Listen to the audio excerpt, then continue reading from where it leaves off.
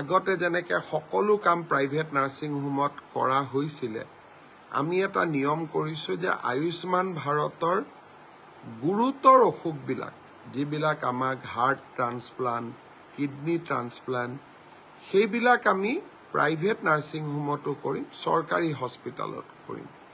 কিন্তু প্ৰসৱ, সৰু সৰু প্ৰচিডিউৰ আমি প্ৰাইভেট নাৰ্ছিং হোমবিলাকতো খুলি দিয়াৰ বাবে চৰকাৰী চিকিৎসালয়সমূহে বিভিন্ন ধৰণে ক্ষতিৰ সন্মুখীন হৈ আছিল। আৰু বহু সময়ত দুৰ্নীতিৰো বিশাল অভিযোগ আহিছিলে।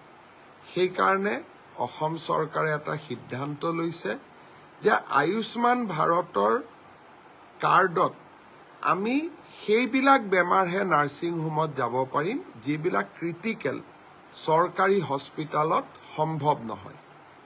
তেনেকুৱা আমি 300 প্ৰচিডিউৰ প্ৰাইভেট আৰু চৰকাৰী নাৰ্ছিং হোম দুয়োটাতে ৰাখিছোঁ।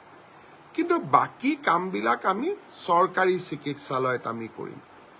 কেঞ্চাৰৰ চিকিৎসা বি বৰুৱা কেঞ্চাৰ হস্পিটেলত কৰিম, গুৱাহাটী মেডিকেলত কৰিম, টাটা আৰু আমাৰ মাজত স্থাপিত হোৱা চিকিৎসালয়বিলাকত কৰিম।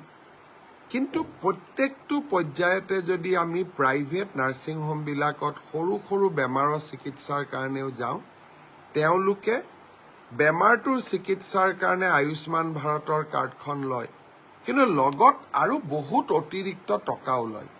চৰকাৰী হস্পিটেলত অন্ততঃ তেনে ঘটনা নহয়।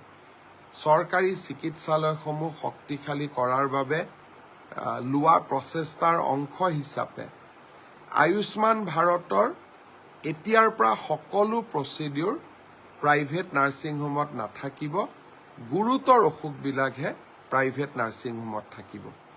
এই কথাটোৰ কাৰণে আমি কোনেও বেয়া পাব নালাগে। চৰকাৰী হস্পিটেলবিলাক সুদৃঢ় কৰা, ভাল কৰা আমাৰ দায়িত্ব। আৰু যদি আমি চৰকাৰী হস্পিটেলবিলাক এৰি দিওঁ, সুদৃঢ় নকৰোঁ, আৰু প্ৰাইভেট হস্পিটেলক যদি আমি বছৰি 200, 300, 400 কোটি টকা চৰকাৰৰ পৰা দি থাকোঁ, তেতিয়াহ'লে এটা সময়ত আমাৰ চৰকাৰী চিকিৎসালয়বিলাক এক প্ৰকাৰ মৃত্যুমুখী হৈ পৰিব।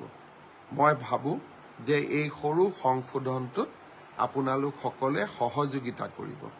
পুনৰ এবাৰ ধন্যবাদ।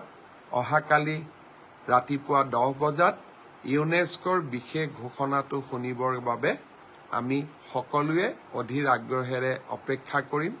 মই নাজানো মোৰ ৰাতি টোপনি আহিব নে নাহিব, কিন্তু 10 বজাত ঘোষণাটো শুনিম।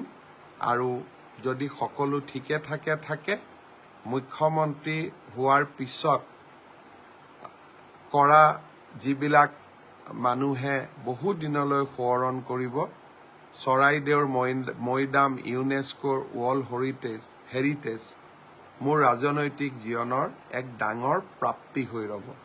বহুত বহুত ধন্যবাদ।